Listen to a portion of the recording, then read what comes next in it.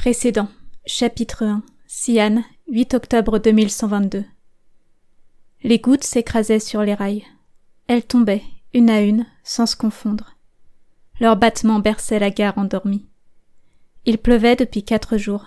Les habitants de la ville morte espéraient retrouver un peu de chaleur d'ici la fin de la semaine. Xi'an attendait, elle aussi, abritée sous le toit de plastique qui protégeait à peine les sièges. Cette gare à ciel ouvert laissait facilement entrevoir l'arrivée des trains. Mais Xi'an dormait. Elle avait cessé de résister et avait fermé les yeux 2 heures plus tôt. Une goutte trembla sur les rails. La mélodie de l'eau se brisa sèchement, interrompue par un râle lointain. Il approchait. Un homme, installé sur le quai opposé, se leva à la hâte. Ses cheveux se noyèrent sous la pluie tandis qu'il ramassait sa couverture et sa sacoche. Il s'enfuit. Les rails grincèrent. Un vent putride envahit la gare. Un train pourpre s'arrêta à quai en une plainte aiguë. Xi'an cligna des paupières. Elle croyait rêver. Il n'y avait pas eu de train depuis plus d'1 mois. Les habitants avaient relâché leur méfiance. Xi'an n'avait pas pris cette éventualité au sérieux lorsque, hier soir, elle était venue s'installer sur les quais. Elle avait cherché un abri pendant des heures. Épuisée et dégoulinante de pluie, elle avait fini par tomber sur les sièges de la station. Les citoyens se déployaient dans la gare, ouvrant leurs parapluies avant d'émerger de leurs wagons. Xi'an imagina une foule qui envahissait l'espace, mais encore ensommeillée, elle était loin du compte. Ce n'était que 11 personnes. Cet énorme train n'avait pas ramené d'armée. De ces 11 personnes, les seules silhouettes qui ressortaient à travers la pluie étaient ces 6 habillés en pourpre, reflet du train rouge. Xi'an comprit. Ses yeux s'écarquillèrent grâce au pic d'adrénaline, mais il était trop tard.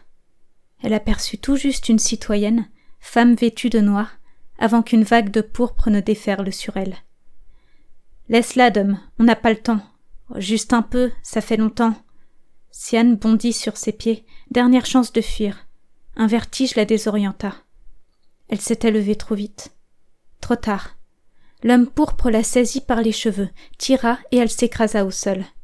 Il la tâta du pied, la fouilla et s'ennuya de ne rien trouver d'intéressant sur elle. Xi'an essaya de se lever, ce qu'on lui avait toujours déconseillé. Elle fut immédiatement remise à terre du plat du pied. Un coup qui résonna dans ses côtes. Maintenue au sol par une chaussure imposante, Xi'an n'eut plus d'autre choix que de croiser le regard de l'homme. Le mépris qu'elle y trouva lui troua le cœur. Elle le savait pourtant. Les habitants le savaient. Il n'était pas important pour les citoyens. « C'est qui ton précédent, hein ?» lui demanda-t-il. Xi'an ne sut pas si le liquide qu'elle reçut au visage fut une goutte de pluie ou un postillon de dédain. Elle ne répondit pas. La chaussure se planta de nouveau dans ses côtes. Elle allait y passer. Xi'an savait qu'elle avait commis une erreur en s'endormant ici à l'aube. Il n'y avait qu'un homme, le premier entendu par Xi'an, pour la défendre. Elle ne lui importait pas, il voulait seulement aller s'abriter, trouver le confort de l'hôtel. Les 4 autres hommes discutaient entre eux, laissant au deuxième la liberté d'user Xi'an. Elle ferma les yeux, concentrée sur la sensation des gouttes d'eau se posant sur son visage, tandis qu'un autre coup l'écrasait. Elle allait mourir, et aucune image n'apparaissait dans son esprit. Elle était vide. De tous les récits qu'elle avait écoutés, aucun ne lui avait été familier. Elle avait la sensation que personne ne l'avait jamais habitée. Elle était dénuée de passé. « On doit y aller, le maire nous attend !» s'exclama une voix lointaine. C'était une femme, non? Xi'an se retrouva seule, confuse, sur le bord du quai. À l'ombre du train, elle tentait de reprendre possession de son corps. Étalée sur le dos, ce fut le ciel gris qu'elle aperçut lorsqu'elle rouvrit les yeux. Elle se redressa, un gémissement de douleur s'échappa de ses lèvres.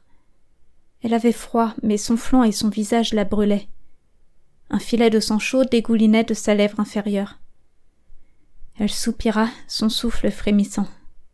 La vapeur dans l'air la surprit, et en un bond elle s'enfuit, son instinct de survie réveillé. Elle parcourut les rues, les jambes tremblantes. Si elle ralentissait, elle allait s'effondrer, alors elle attendit de se trouver dans une ruelle calme, loin de la gare, pour se laisser aller. Elle y tomba dans cette ruelle, et dans un sommeil anesthésiant.